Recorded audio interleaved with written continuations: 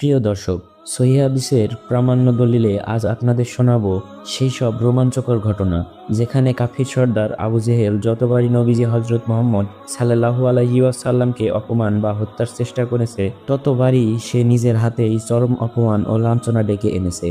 কিন্তু জানেন কি, প্রত্যেকবার ঠিক শেষ মুহূর্তে এমন কি ঘটেছিল যার কারণে আবু জেহেলের হাত থেমে যেত? সে কেনই বা মুখ থুবড়ে পড়ে উল্টো দিকে দৌড়াতে বাধ্য হতো? আজকের এই ইসলামিক কাহিনীতে রয়েছে আল্লাহর সেই গোপন কৌশল, যা স্বয়ং আবু জেহেলকেও অবাক করে দিয়েছিল। আবু জেহেলের অধ্যত্ব ও নবীজির প্রতি আল্লাহর সেই বিশেষ সুরক্ষার সত্য কাহিনী জানতে হলে ভিডিওটি শেষ পর্যন্ত অবশ্যই দেখবেন, একটি মুহূর্তও মিস করবেন না। ইসলামের শুরুতে নবীজি সাল্লাল্লাহু আলাইহি ওয়াসাল্লাম গোপনে দাওয়াত দিতেন, কিন্তু একদিন জিব্রাইল আলাইহি ওয়াসাল্লাম হযরত মুহাম্মদ সাল্লাল্লাহু আলাইহি ওয়াসাল্লামের কাছে আল্লাহর নির্দেশ নিয়ে এলেন এবং হযরত মুহাম্মদ সাল্লাল্লাহু আলাইহি ওয়াসাল্লামকে বললেন, আপনার নিকটবর্তী আত্মীয়দের সতর্ক করুন।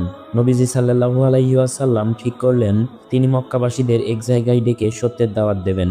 সেদিন সকালবেলা তিনি সাফা পাহাড়ের চূড়ায় আরোহণ করলেন এবং আরবের প্রথা অনুযায়ী উচ্চস্বরে ডাক দিলেন, ইয়া সাবা। এটি এমন এক ডাক যা আরবরা কেবল তখনই দিত যখন কোনো বিপদ বা শত্রুর আক্রমণ করত। নবীজি সাল্লাল্লাহু আলাইহি ওয়াসাল্লামের ডাক শুনে মক্কার কুরাইশরা, এমনকি আবু জাহেলও দৌড়ে এলো। তারা ভাবলো কোনো শত্রু বাহিনী হয়তো মক্কায় আক্রমণ করেছে। আবু জাহেল পাহাড়ের নিচে দাঁড়িয়ে দাম্ভিক স্বরে বলল, ইয়া মুহাম্মদ, এত সকালে আমাদের কেন ডেকেছো?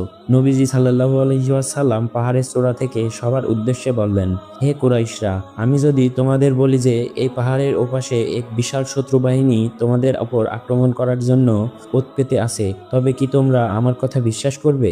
উপস্থিত মক্কাবাসীরা একস্বরে চিৎকার করে বলল, অবশ্যই করব, কারণ আমরা তোমাকে ছোটবেলা থেকে আজ পর্যন্ত কখনো কোনো মিথ্যা কথা বলতে শুনিনি। তুমি তো আমাদের কাছে আল আমিন বা চির সত্যবাদী।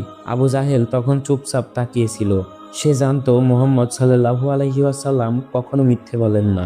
এরপর নবীজি সাল্লাল্লাহু আলাইহি ওয়াসাল্লাম আসল কথাটি বললেন, তবে তোমরা শোনো, আমি তোমাদের এক কঠিন শাস্তির হাত থেকে বাঁচাতে এসেছি। তোমরা মূর্তি পূজা ছেড়ে এক আল্লাহর উপর ঈমান আনো, লা ইলাহা ইল্লাল্লাহ বলো, তবেই তোমরা সফল হবে।